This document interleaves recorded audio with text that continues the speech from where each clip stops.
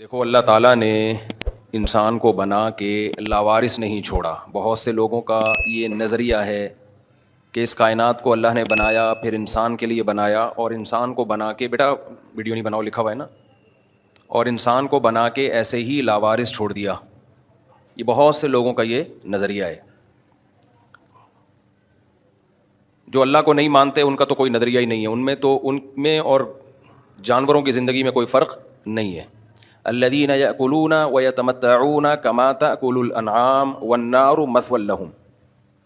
اللہ کہتے ہیں کہ جو لوگ نہیں مانتے نا اللہ کو یا اللہ کی باتوں کو نہیں مانتے وہ ایسے ہیں جیسے چوپائے. آپ کو پتہ ہے نا انسان میں اور جانوروں میں بڑا فرق پتہ ہے کیا ہے؟ جانوروں کی زندگی کا کوئی مقصد نہیں ہوتا, کوئی ہدف نہیں ہوتا, وہ ایسے ہی ہوتے ہیں.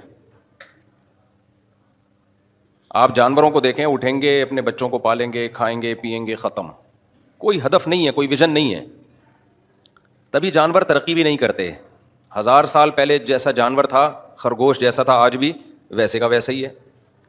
انسان کا ایک ہدف ہوتا ہے, کبھی وہ ہدف جائز ہوتا ہے, کبھی حرام اور ناجائز ہوتا ہے, اور کبھی ثواب والا ہدف ہوتا ہے. کبھی ناجائز ہدف کو انسان بناتا ہے تو اس میں ترقی کرتا ہے.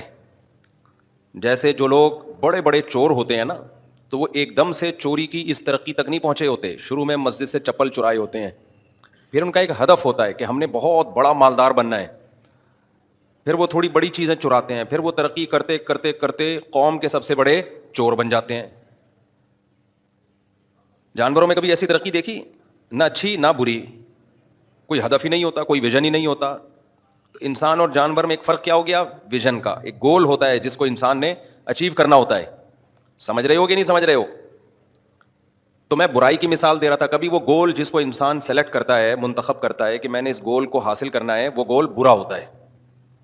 جیسے میں نے چوری کی مثال دی, تو چور بنتے بنتے بنتے ایسے چور بن جاتے ہیں. ڈاکو بنتے بنتے, شروع میں جو ڈاکو ہوتے ہیں وہ چھوٹے موٹے ڈاکو ہوتے ہیں, ہوتے ہوتے کتنے بڑے ڈاکو بن جاتے ہیں. لیکن جانور میں آپ نے جو جانوروں کو دیکھا چور ہوتے ہیں تو وہ 100 سال پہلے جتنے چور تھے اتنے ہی آ جائیں. ایسا نہیں ہے کہ کوے نے چوری کرتے کرتے اتنا بڑا چور بن گیا کہ اب چوروں کا پورا ایک گینگ بنا لیا اس نے. بھائی کوا جس حد تک چوری کر سکتا تھا اس حد تک وہ آج بھی چوری کرتا ہے, اس سے آگے وہ نہیں بڑھا ہے. بعض دفعہ انسان ہدف بناتا ہے کسی جائز چیز کو جو نہ اچھی ہوتی ہے اور نہ بری ہوتی ہے. وہ چاہتا ہے مجھے دنیا میں دولت زیادہ ملے, میری صحت زیادہ اچھی ہو, میری لائف لگژری ہو جائے, پرسکون ہو جائے, اور اس کے لیے وہ کوئی غلط طریقہ اختیار بھی نہیں کرتا. یہ ایک ایسا ہدف ہے جو اللہ کی نظر میں نہ اچھا ہے نہ برا ہے. یہ اچھا بن سکتا ہے اچھی نیت کے ساتھ, نیت اچھی نہیں ہے تو نہ یہ اچھا ہے نہ یہ برا. جیسے آپ پیسہ کمانا چاہتے ہو, نارملی پیسہ کمانا جائز کام ہے, کوئی اچھا نہیں ہے. اچھا جب بنے گا جب آپ کی نیت کیا ہو؟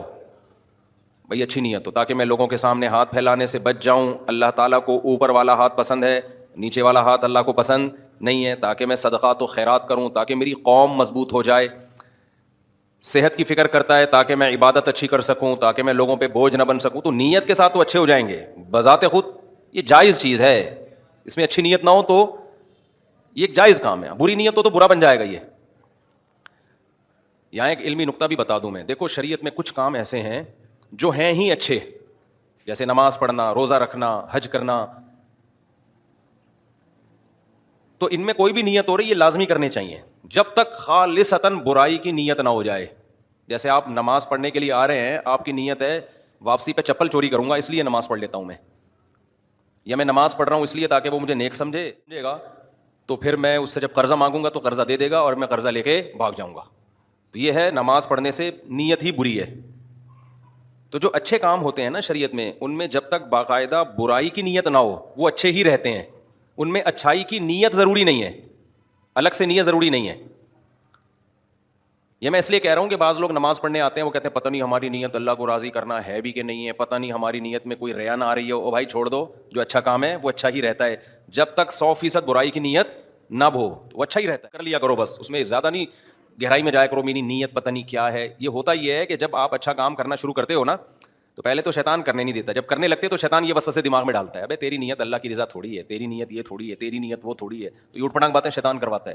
تو شیطان کو آپ نے کیا یہ رپورٹ پیش کرنی ہے, بیان پیش کرنا ہے, بھائی جو اچھا کام ہے وہ کرنا ہی کرنا ہے ہر قیمت پہ, اس میں نیتوں کا کو زیادہ لفٹ نہیں کرانا, اور جو برا کام ہے وہ چھوڑنا ہی چھوڑنا ہے, چاہے اچھی نیت ہی ہو, جیسے شراب پینا, سود کھانا, زنا کرنا, اس میں کتنی اچھی نیت ہو, یہ اچھی نیت سے اچھے نہیں بن جاتے.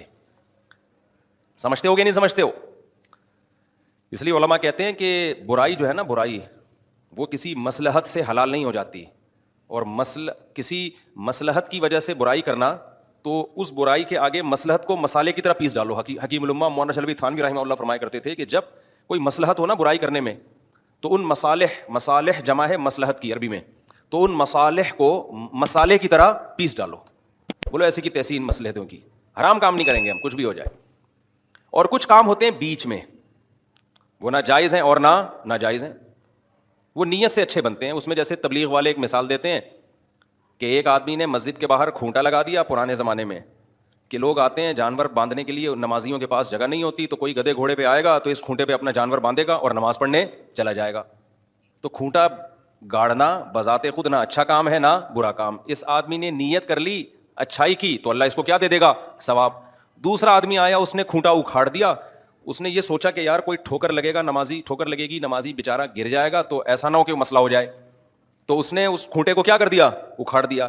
ایک ہی عمل ہے, ایک آدمی کھونٹا گاڑ رہا ہے, دوسرا کھونٹا نکال رہا ہے, بالکل الٹا عمل, لیکن اللہ کے ہاں دونوں کو کیا مل رہا ہے؟ ثواب.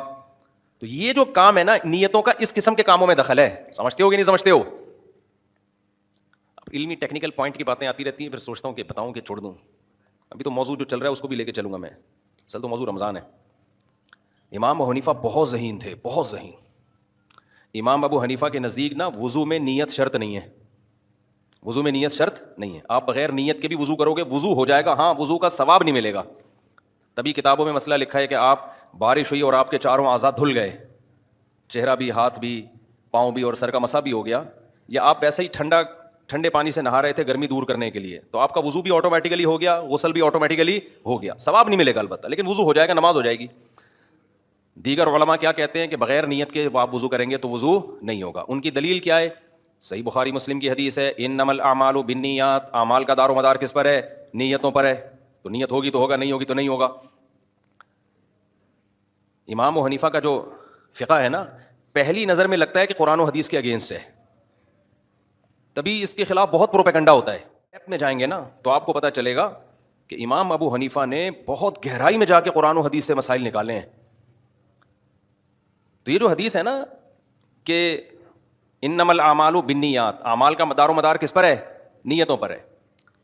اس حدیث کی اصل تشریح یہ ہے کہ دیکھو, اس حدیث کا مطلب یا تو یہ ہوگا کہ اعمال کے صحیح ہونے کا مدار نیت پر ہے, یا اس کا مطلب یہ ہوگا کہ اعمال کے قبول ہونے کا مدار نیت پر ہے. دو ہی مطلب نکل سکتے ہیں نا. قبول ہونے کا مطلب کہ اس پر جو ثواب ملے گا اللہ کے دربار میں وہ جو قبول ہوگا. تو امام حنیفہ کہتے ہیں کہ دیکھو حدیث میں کیا آتا ہے, یہ حدیث کا شان ورود کیا ہے کہ ان صحابی نے ہجرت کی تھی, ایک صحابی نے, اور ہجرت میں ان کی نیت تھی کسی عورت سے نکاح کرنا. پہلے انہوں نے ہجرت نہیں کی, لیکن ایک عورت نے کہا اگر آپ مجھ سے نکاح کرنا چاہتے ہو تو پھر ہجرت کرو, ہجرت کرو گے تو میں نکاح کر لوں گی. تو انہوں نے نکاح کی خاطر کیا کر لیا؟ ہجرت. بخاری مسلم کی حدیث ہے. تو وہ کہتے ہیں دیکھو, ایک جگہ سے دوسری جگہ موو کرنا, ایک شہر چھوڑ کر دوسرے شہر جانا, یہ نہ بذات خود گناہ ہے اور نہ بذات خود ثواب ہے. نہ بذات خود گناہ ہے, نہ بذات خود کیا ہے؟ ثواب ہے. تو یہ وہ کام ہے جو نیت سے اچھا بھی بن سکتا ہے اور نیت سے برا بھی بن سکتا ہے. تو ایک شہر کو چھوڑ کر دوسرے شہر جانا اگر اللہ کی رضا کے لیے ہو تو قبول ہوگا, ثواب بن جائے گا. اگر اللہ کی رضا کے لیے نہیں ہے, عورت کے لیے ہے, تو یہ ثواب نہیں بنے گا. بیوی تو مل جائے گی, عورت تو مل جائے گی, ثواب نہیں بنے گا یہ.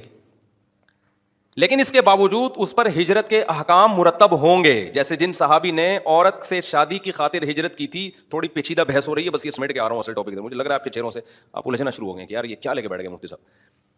لیکن جن صحابی نے ہجرت کی تو ہجرت کے احکام تو لاگو ہوئے نا ان کے اوپر. ہجرت کے شرعی احکام ہیں کہ جو جائیدادیں وہاں چھوڑ کر آئے ہیں ان پر کفار کا تملک ہو گیا کہ نہیں ہو گیا, یہ بحث.